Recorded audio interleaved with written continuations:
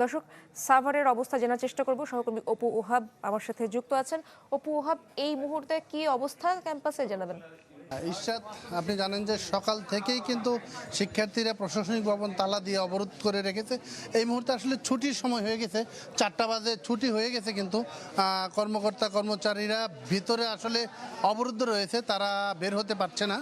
আমরা দেখতে পাচ্ছি, আমরা চেষ্টা করব তাদের সাথে একটু কথাও বলার জন্য।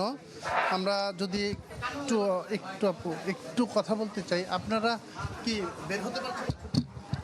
না, বের হতে পারছি না। এই তো আমরা 15-20 মিনিট ধরে দাঁড়িয়ে আছি এখানে। সকাল থেকে তালা মারা ছিল। সকাল 9টার থেকে এসেছি। এখন পর্যন্ত আমরা এখানেই আছি। হ্যাঁ, অথচ এখানে হায়ার অথরিটি কেউ নেই এখানে। অথরিটির সাথে কি কথা হয়েছে আপনাদেরকে মুক্ত করার জন্য? বা না, আমাদের ব্যাপারে আমরা আলাপ করি নাই। তা আমরা জানি এটা যে এইভাবে কোনোদিন হয় না। যত আন্দোলনই হয়েছে আমরা অনায়াসে যেতে পেরেছি।